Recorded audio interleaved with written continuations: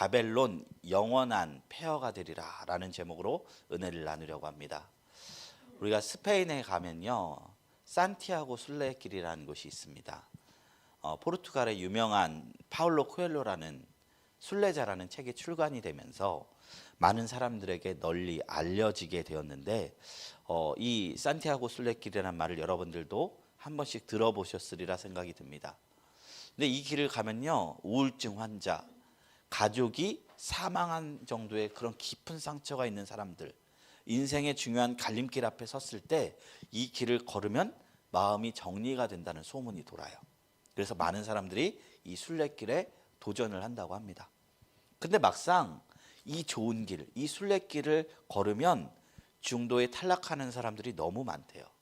왜냐면 그 순례길이라고 생각해서 아름다운 자연경관, 스페인의 해안도로를 보고 프랑스를 가고 뭐 이런 것을 생각하면서 마음을 정돈하는 개념으로 생각했다가 막상 해보니까 너무 빡센 겁니다. 짧게는 630km, 길게는 1000km에 육박하는 코스를 한 달 동안 걸어야 되는 코스입니다. 그래서요, 생각을 정리하는 그런 개념보다 다리가 후들거리는 괴로움과 싸우는 시간이라는 거예요. 주변의 풍경이 어떠한지는 눈에 들어오지 않는다는 거예요. 그렇게 걷다 허름한 숙소에 도착하면 시설이 좋으냐 싫으냐 상관없이 그냥 머리 대면 잠을 잔다는 겁니다. 그렇게 한 달을 걷는 것이 순례자 정식 코스라는 겁니다. 그렇게 고생하면 사람이 마음이 단순해지고 무엇이 중요한지를 분명하게 바라보게 되는데, 그런 과정이 마음의 때를 씻어내는 것이죠. 그래서 단순히 멋있어 보여서 남들이 하니까 유명한 소설 작가가 해서 나도 로망을 가지고 해야겠다라고 한 사람은 완주가 힘들다고 합니다. 그래서 도중에 택시 타고 가버리는 일도 허다합니다.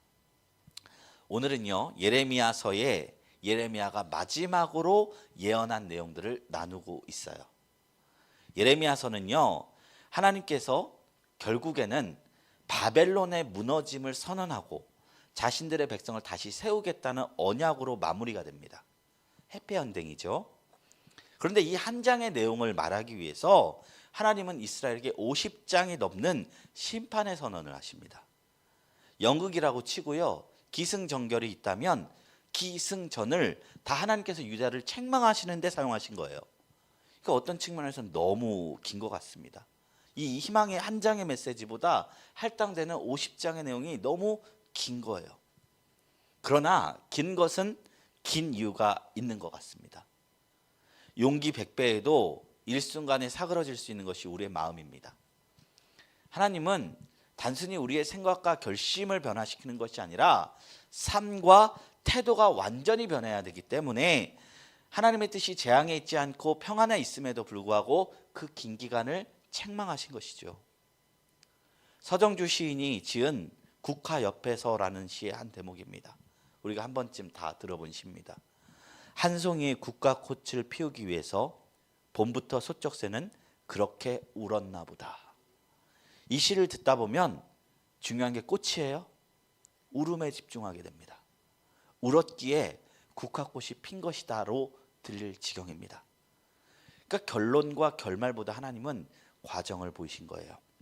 아름다운 결말을 경험하기 위해 필수적인 것이 아름다운 과정입니다. 유다는 그 긴 책망을 통해서 하나님의 공의로움을 드러내야 했습니다. 그리고 그 공의로움 뒤에 오는 회복과 은혜를 경험해야 했습니다. 그래서 하나님은 순례길을 걷는 순례자처럼 유다에게 하나님의 마음을, 책망을 길게 듣게 하신 것이고, 오늘날 우리에게도 동일하게 말씀하셨던 것이죠. 또 다른 측면에서 본다면 하나님께서는 단 한 번의 죄를 묻는 것이 아니라 유다가 수백 년간 지었던, 고치지 않고 지어갔던 죄를 물었던 것이기 때문에 그런 측면에서 보면 50장의 말씀은 죄를 기은 유다의 기간에 비해서 매우 짧은 것이라고 볼 수도 있습니다. 제가 한번 자료를 찾아봤어요. 이전에 이명박 대통령이 입건이 되었을 때 고발한 자료의 양이 A4 용지로 8만 장에 이르고 구속영장은 207장에 이르렀다고 해요. 한 사람의 죄를 입증하는데 그렇게 많은 글을 할애했다는 거예요. 한 사람이 수년간 지은 죄의 죄를 입건할 때도 이렇게 양이 많은데 하나님은 나라의 죄를, 그리고 그 긴 기간 되었던 죄를 정말로 추격하고 추격해서 우리에게 묻고 계신 것 같다라는 생각이 들었습니다. 어찌하든 그 긴 고발의 시간, 신원의 시간이 끝나고 오늘 51장에 이르러 하나님은 유다 백성의 미래를 보여주십니다. 자신들을 무너뜨린 바벨론은 서슬퍼렇게 전 세계의 패권을 잡는 것 같지만 머지않아 무너질 것이고, 지금은 너희가 없이 되는 것 같이 흩어 퍼지게 되지만 결국 하나님이 마련하신 푸른 초장으로 다시 인도될 것이다. 하나님은 자기 백성의 잘못을 벌하시지만 징계의 시간을 주셨습니다. 반면 바벨론은, 그 바벨론의 멸망은 시한이 없는 영원한 패망이었습니다. 우리 교재를 보면서 다시 한번 나눕니다. 1장 첫 번째 질문입니다. 떠들썩한 바벨론도 왕 중의 왕이신 하나님의 통치를 받아야 합니다. 바벨론의 큰 소리가 어떻게 파벨의 소리로 변합니까? 54절 55절 말씀이에요. 바벨론으로부터 부르짖는 소리가 들리도다. 소리가 어떻게 변하는지 생각하시면서 읽읍시다. 갈대아 사람의 땅에 큰 파멸의 소리가 들리는도다. 이는 여호와께서 바벨론을 황폐하게 하사 그 큰 소리를 끊으심이로다.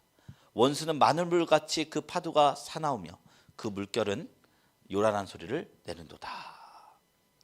여기서 보면 소리를 활용했죠. 상징으로. 바벨론의 큰 소리가 원수의 물결 소리에 묻히고 만다는 거예요. 이 원수가 누구냐? 페르시아. 결국 바벨론의 큰 소리는 파멸의 곡소리로 변한다. 굉장히 상징을 통해서 하니까 인상 깊게 다가오죠. 묵시 문학의 특성이에요. 바벨론의 큰 소리, 활력 넘치는 풍요의 소리가 애도와 곡소리로 바뀌게 됩니다. 여호와 하나님께서 바벨론을 황폐하게 하셨기 때문입니다. 다른 민족을 황폐하게 하며 큰 고통과 아픔을 준 바벨론이 이제 혼돈과 두려움에 사로잡히게 되는 장면을 주님께서 말씀하시는 것입니다. 바벨론이 기억해야 할 것은 그들이 힘이 있어서, 능이 있어서 타 민족을 패망시킨 것이 아니라 하나님께서 민족들의 분노의 심판을 내리신 것이며 그 도구로 사용됐다는 것입니다. 그러므로 바벨론은 교만의 큰 소리를 내지 않았어야 했어요. 그래서 다시 두 번째 질문으로 넘어갑니다. 바벨론을 궁극적으로 멸망시킨 분은 누구십니까?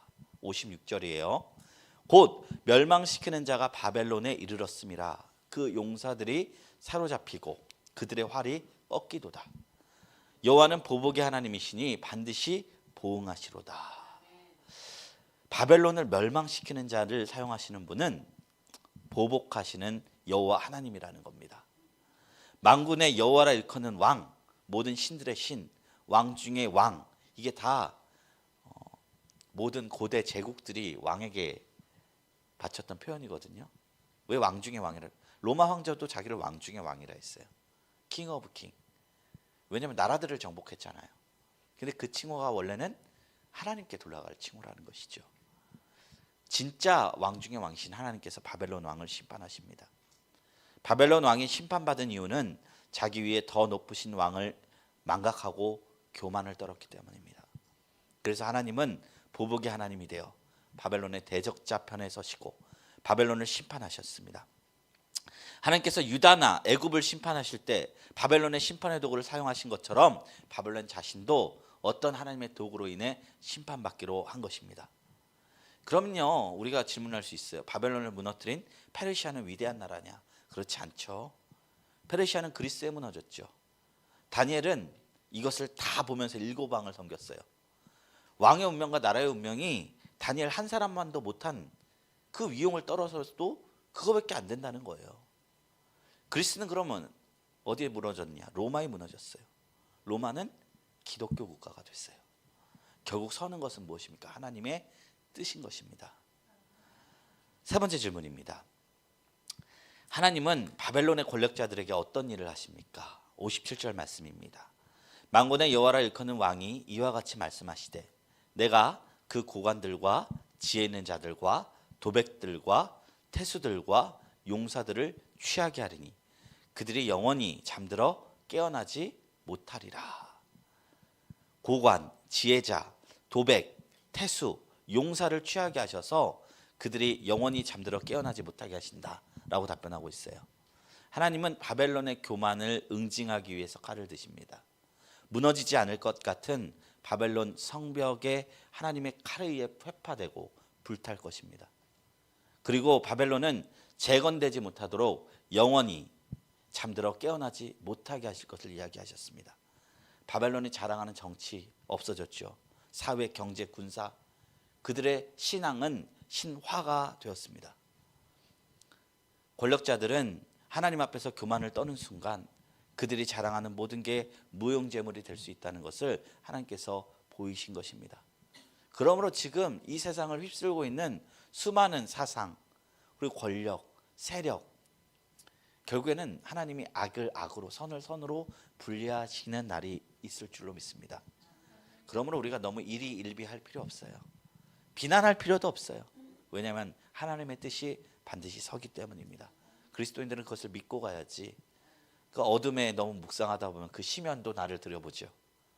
그러니까 우리는 진리의 길이 어디 있는지를 늘 묵상하고 걸어가는 게, 그게 깨어있는 신앙입니다. 나눔 첫 번째, 두 번째 질문입니다. 하나님 앞에서 자기 잘난 맛에 떠드는 소리는 하나님의 의로운 말씀이 임할 때 맥을 못 춥니다. 내 귀에 하나님의 말씀보다 더 크게 들리는 소리는 무엇인지 이야기해 봅시다. 악하고 교만한 소리가 말씀의 소리에 덮인 경험도 이야기해 봅시다.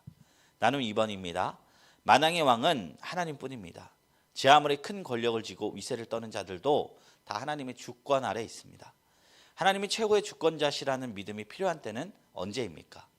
그리고 하나님의 만물의 주권자임을 경험했던 적이 있습니까? 두 번째 챕터로 넘어갈게요. 예레미야는요, 바벨론 멸망에 대한 신탁을 기록해서 바벨론으로 보내요. 예레미야는 하나님의 말씀을 언제 누구에게 전했는가? 스라야한테 전했어요. 스라야. 병창감인데 유다 시드기야 왕 제4년에 병창감 스라야에게 전달한다. 이게 뭐냐면 시드기야가 신하들과 함께 그 바벨론에 한번 간 적이 있어요. 사신으로. 근데 이제 스라야가 누구냐면 바룩의 동생이거든요. 형제거든요. 바룩은 어떤 사람이냐면 서기관이에요. 서기관. 예레미야서가 우리에게 지금 남아 있을 수 있는 이유가 바룩이 있었기 때문이라고 생각해요.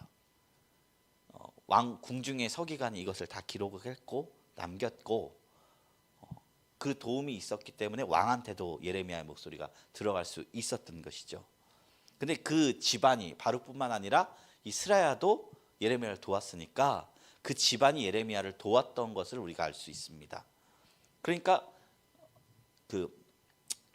예레미야가 스라야에게 이 예언의 말씀을 행동 예언으로 보여준 거예요. 예언의 말씀을 다 기록하고 이것을 유브라데 강에 버리라, 이렇게 얘기하는 거예요. 근데 이때는요, 시드기야 4년은 주전 594년, 아직 예루살렘이 멸망하기 전입니다. 그러니까 하나님은 이미 예루살렘의 멸망뿐만 아니라 그 바벨론의 멸망까지 다 계획하시고 주신 거예요. 이미 계획하셨다는 거예요.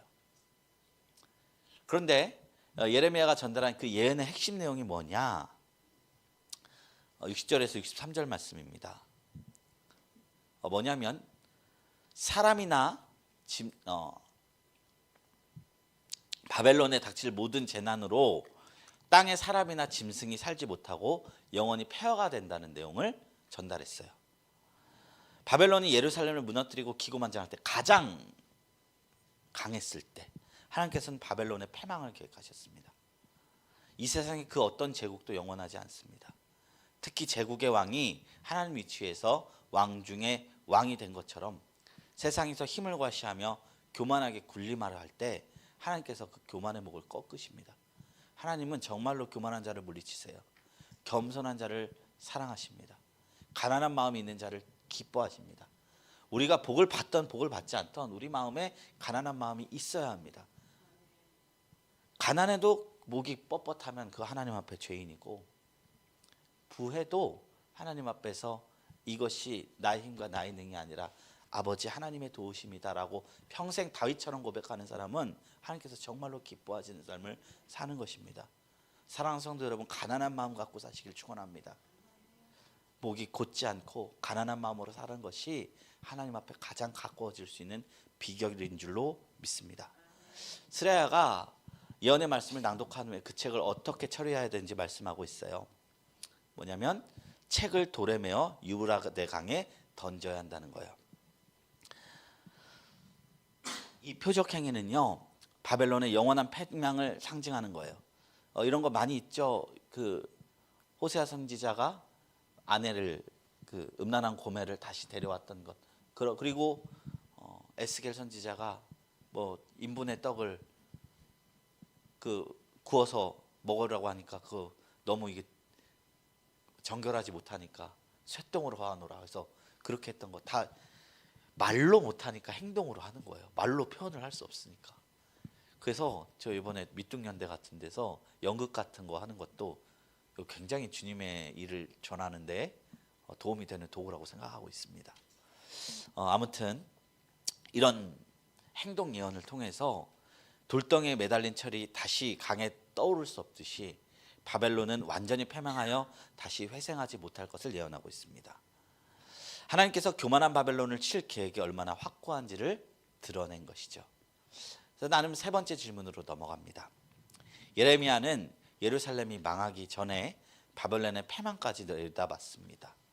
예레미야가 유다 백성에게 전한 바벨론에 의한 예루살렘의 멸망은 처음부터 영원한 심판이 아니라 한시적인 징계였습니다. 내가 경험한 하나님의 징계는 무엇인지, 징계를 통해 내가 얻은 것은 무엇인지 이야기해 봅시다. 오늘 말씀을 통해서 우리 바벨론의 패망을 봤습니다.